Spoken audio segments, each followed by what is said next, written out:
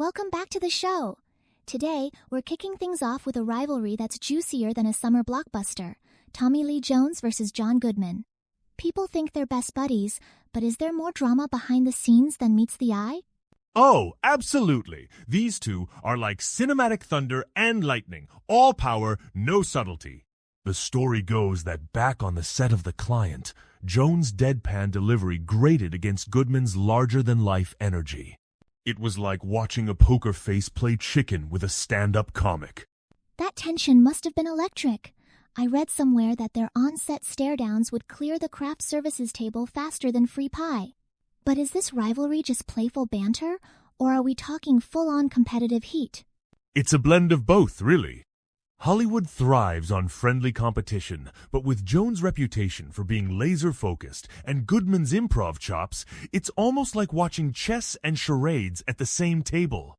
According to a 2018 set report, their unscripted line-offs became legendary. So, it's less Hatfields versus McCoys and more like a heavyweight bout where the real winner is the audience? Exactly. Their dynamic drives them to deliver iconic performances. Even if they're battling for the spotlight, it's the viewers who get the knockout punch of pure entertainment.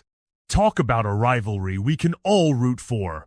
Shifting gears, let's talk about a retail experience so infamous, it's almost folklore, Crap Mart. Have you ever braved those aisles, or is it just the stuff of urban legend? Oh, I've been.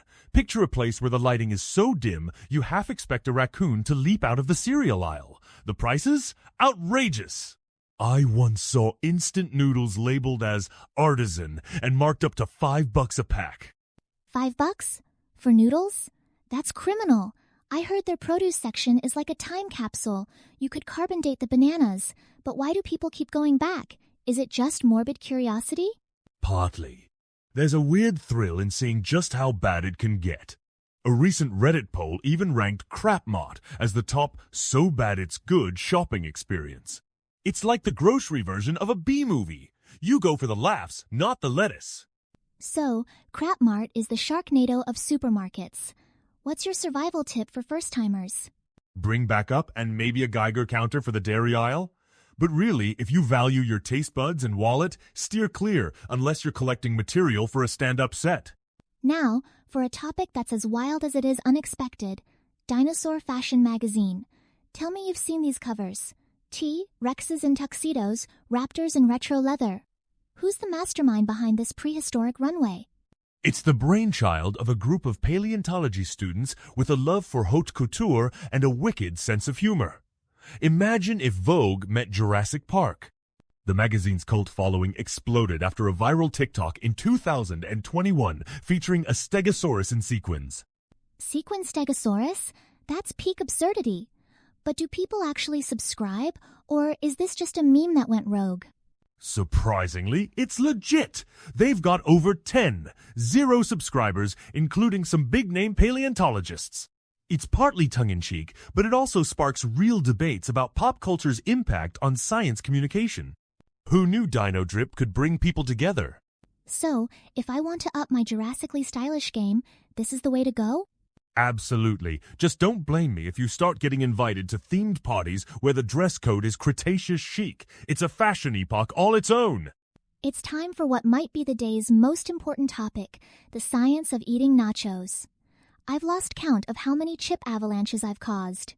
Is there a foolproof technique, or are nachos just chaos incarnate? Great question. Nachos are basically a culinary Jenga. According to a 2019 study from Snackology Quarterly, chip integrity is key. Always start with the sturdiest base, or you'll end up with a cheesy landslide. And the toppings? I'm a maximalist, but I hate when everything slides off. Is there actually a strategic order? Absolutely. Layering is an art. Think of it like lasagna. Evenly distribute cheese, beans, and jalapenos. Then bake until the cheese acts as a delicious adhesive. For the record, hands beat forks every time. Nachos are a contact sport. Messy, but worth it. Have you ever faced nacho overload, or is that a myth invented to sell antacids? It's real. The sodium spike is no joke. But hey, life's short. Sometimes you've got to live on the edge, one jalapeno at a time. Just keep napkins on standby and maybe a friend to stage an intervention. Last but not least, let's get real. Hungover mornings. You wake up, head pounding, surrounded by coffee cups and snack debris. Is there a science to surviving the aftermath, or is it just blind luck? Let's be honest, nothing tests your problem-solving skills like a hangover. Studies from the British Medical Journal say hydration is key, but the real MVP is a stash of ready-to-eat carbs. Nachos for breakfast? Surprisingly effective. I'm sensing a theme. Nachos solve everything. But what about the memory gaps? Those, where are my pants and why is there a traffic cone in my kitchen moments? Ah, the classic amnesia adventure. Turns out, group hangovers build stronger friendships. A Harvard study found that sharing embarrassing stories post-party actually boosts social bonds. It's chaos, but it's the glue of adulthood. So, your pro tip is to hydrate, snack smart, and embrace the wild ride? Exactly! And if you wake up with a magazine featuring a triceratops in bell-bottoms, you know it was a night well spent. Just remember to laugh about it and maybe invest in blackout curtains.